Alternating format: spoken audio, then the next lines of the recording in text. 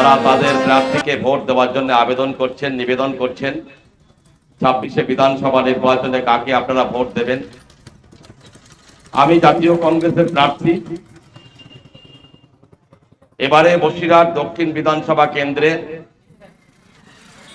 11 জন প্রার্থী প্রতিদ্বন্দ্বিতা করছে বিভিন্ন রাজনৈতিক দলের।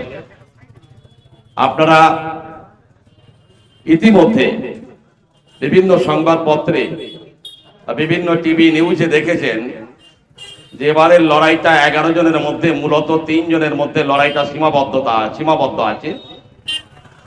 জাতীয় কংগ্রেসের প্রার্থী, তৃণমূলের প্রার্থী এবং বিজেপির প্রার্থী, এই 3টে প্রার্থীর মধ্যে এবার লড়াইটা সীমাবদ্ধ আছে। ত্রিমুখী একটা লড়াই এবার বসিরহাটে হচ্ছে, এটা বিভিন্ন সমীক্ষা ইতিমধ্যে বলেছে। আমরা বলতে চাই, কেন আমাদের ভোট দেবেন, কেন তৃণমূলকে দেবেন না, কেন বিজেপিকে দেবেন না, বা কেন অন্য দলকে দেবেন না? আমরা বলবো আর আপনারা শুনবেন, এটা তো হয় না। এখন মানুষ অত্যন্ত রাজনৈতিক সচেতন মানুষ। প্রত্যেকটা মানুষের পকেটে পকেটে মোবাইল ঘুরছে, সোশ্যাল মিডিয়ায় আপনারা সবকিছু দেখছেন। আমরা বলে দেবো বা আর একটা দল বলে দেবে আর আপনারা ভোট দেবেন, এটা হয় না। সেই যুগ হারিয়ে গেছে। বিষয়টা যেটা, যে গত কয়েকটা বছর, গত কয়েকটা নির্বাচনে এই পশ্চিম বাংলায় লোকসভা বলুন বা বিধানসভা বলুন, যে নির্বাচনগুলো হয়েছে, সেই নির্বাচনে একটা নাটক আমরা দেখতে দেখতে অভ্যস্ত হয়ে গেছি। একটা নাটক, সেই নাটক দেখতে দেখতে আমরা অভ্যস্ত হয়ে গেছি। সেই নাটকটা হচ্ছে মোদি হচ্ছে দিদির বিরুদ্ধে, আর দিদি হচ্ছে মোদির বিরুদ্ধে। মোদির বিরুদ্ধে, বিজেপির বিরুদ্ধে মমতা ব্যানার্জির মতো বা তৃণমূলের মতো এত শত্রু আর কেউ নেই। আর দিদির বিরুদ্ধে দিল্লির বিজেপি সরকার বা নরেন্দ্র মোদীর মতো এত বড় শত্রু আর কেউ নেই। কিন্তু এটা যে 100% মিথ্যা এবং এটা যে সম্পূর্ণ নাটক, এবং আমি এই সঙ্গে সঙ্গে এটা আজকে পাইকপাড়ার বুকে প্রমাণ করে দিয়ে যাব। এবং সেই সঙ্গে সঙ্গে এখানকার তৃণমূলের যে সমস্ত মহামান্য সম্মানীয় নেতা বন্ধুরা আছেন, তাদের কাছে অনুরোধ করব, আপনারা দয়া করে আমার বক্তব্যগুলো আপনারা একটুখানি রেকর্ডিং করুন। আমার বক্তব্য রেকর্ডিং করে আগামীকাল পরশু যদি আপনাদের এখানে কোনো প্রোগ্রাম হয়, আমি আজকের কথা যে মিথ্যা বলছি সেটা প্রমাণ করবেন। দয়া করে প্রমাণ করবেন। বাবুগাজী আজকে এখানে মিথ্যা কথা বলছে, প্রমাণ করবেন। আমি প্রথমেই বলছি, তামাম ভারতবর্ষের মধ্যে মমতা ব্যানার্জির মতো বিজেপির এত বড় দালাল, তৃণমূলের মতো বিজেপির এত বড় দালাল কিন্তু আর নেই। আপনারা বলবেন কি করে বলছেন আপনি? আমি বলি, মমতা ব্যানার্জি যখন তৃণমূল কংগ্রেস প্রতিষ্ঠা করেন, প্রথমেই তিনি গিয়েছিলেন মোহন ভাগবতের কাছে। মোহন ভাগবত হচ্ছে নরেন্দ্র মোদী বা বিজেপির বাবা। মোহন ভাগবত বা আরএসএস যা বলবে বিজেপির তাই শুনতে হবে, বাপ বাপ করে শুনতে হবে। সেটাই মোহন ভাগবতের কাছে দিদিমণি গিয়েছিলেন যে আমি তো নতুন দল করছি, কি করব? ভারতবর্ষের নেতাজি সুভাষচন্দ্র বোসের মতো মানুষ তো নতুন দল করে বেশি দিন চালাতে পারেনি। ফরওয়ার্ড ব্লক বা আরো বড় বড় নেতারা কংগ্রেস ভেঙে নতুন দল করে তো বেশি দিন চালাতে পারেনি, কি করব? মোহন ভাগবত বলেছিলেন, কোন ছোট লতা পাতা গাছ, যেগুলো লাউ গাছ, কুমড়ো গাছ, লতা পাতা গাছ, যেগুলো কোনো যদি একটা ধরা না দেওয়া যায়, সেই গাছগুলো কিন্তু মানুষের পায়ে মারা পড়ে পড়ে কিন্তু শেষ হয়ে যায়। তা তুমি মমতা ব্যানার্জি, তোমার দলকে একটা ধরা দরকার। সেই ধরাটা হচ্ছে আরএসএস বা বিশ্ব হিন্দু পরিষদ। যদি না হয়, তুমি মমতা কিন্তু পশ্চিম বাংলায় টিকতে পারবে না। তাই আরএসএস বা বিশ্ব হিন্দু পরিষদের প্রধান দপ্তর মহারাষ্ট্রের নাগপুরের অফিসে মমতা ব্যানার্জি গিয়েছিলেন, এবং গিয়ে সেদিন মমতা ব্যানার্জি বলেছিলেন, ভারতবর্ষের স্বাধীনতা আন্দোলনে প্রকৃতপক্ষে যদি ভারতীয় বা আমাদের দেশের দেশপ্রেমিক যদি কেউ থেকে থাকে, সেটা হচ্ছে আরএসএস এবং বিশ্ব হিন্দু পরিষদ। মহাত্মা গান্ধী নয়, ইন্দিরা গান্ধী নয়, নেতাজি সুভাষ বোস নয়, কংগ্রেস নয়। প্রকৃত দেশের প্রেম আর স্বাধীনতা দিয়েছে এই আরএসএস আর বিশ্বের প্রধান মোহন ভাগবত বলেছিলেন যে মমতা ব্যানার্জি হচ্ছে পশ্চিম বাংলার সাক্ষাৎ মা দুর্গা। বলেছিলেন কি বলেনি আপনারা বলবেন? বলেছিলেন, বলেছিলেন। সেখান থেকে কিন্তু যাত্রা শুরু হলো, মমতা মোদীর যাত্রা সেখান থেকে শুরু হলো। আমি বলবো তৃণমূলের নেতাদের উদ্দেশ্যে বলতে পারবেন যে মমতা ব্যানার্জি এই বিজেপির মন্ত্রিসভার রেলমন্ত্রী হয়নি? বলতে পারবেন মমতা ব্যানার্জি এই বিজেপির মন্ত্রিসভার কয়লা মন্ত্রী হয়নি? বলতে পারবেন মমতা ব্যানার্জি এই বিজেপির মন্ত্রিসভার দপ্তরহীন মন্ত্রী হয়নি? বলতে পারবেন?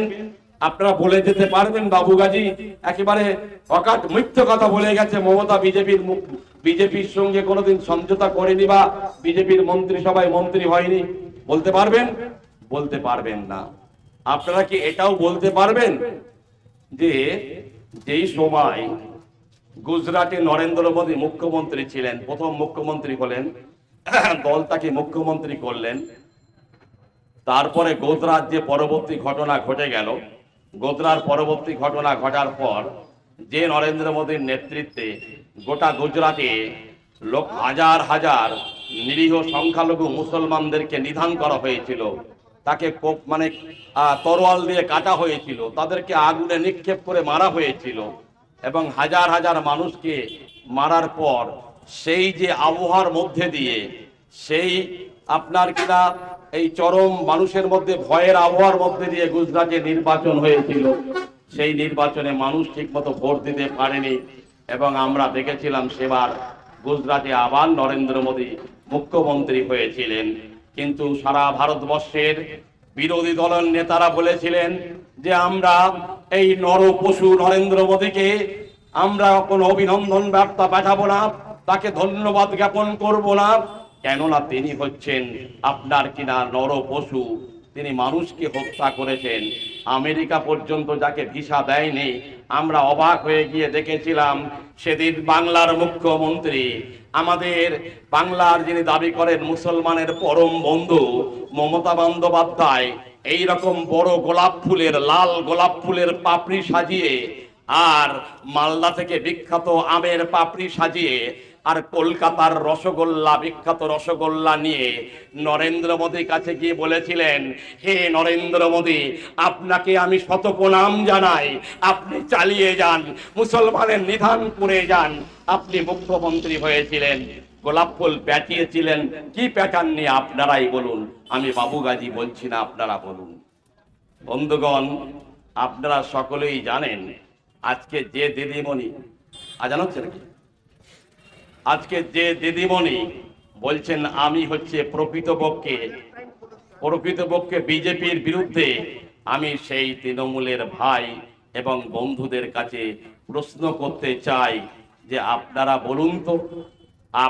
বলুন তো গোয়ার মাটিতে তৃণমূলের কোনো অস্তিত্ব ছিল?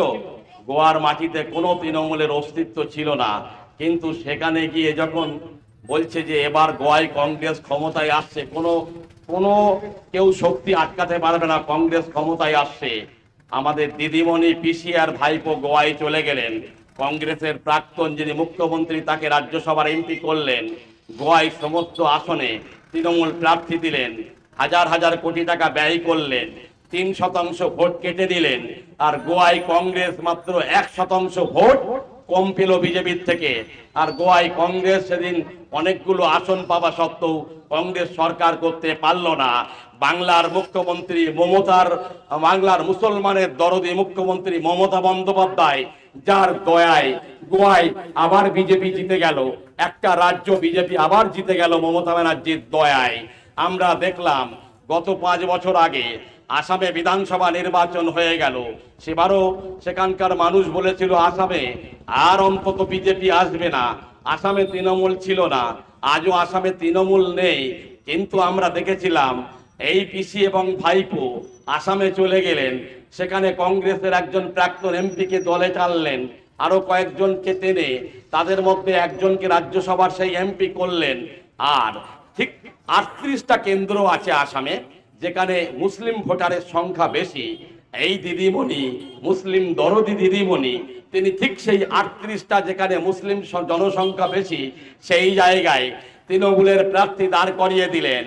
আর আসাম যেহেতু বাঙালি, পশ্চিমবাংলাও বাঙালি, পশ্চিম বাংলা থেকে রচনা, দেব, কোয়েল, মোয়েল যারা আছে, ওই রূপালী বাংলার সোনালী নায়ক নায়িকা, ওই নুসরত নাকি আছে, মিমি নাকি আছে, সব দলে দলে সেখানে নিয়ে পদযাত্রা তারা করে, সেখানে নাটকবাজি করে, সেখানে কংগ্রেসের 8 থেকে 9% ভোট কেটে নিয়ে সেখানে তৃণমূল একটাও এমএলএ জিততে পারলেন না, জিতিয়ে দিলেন বিজেপিকে।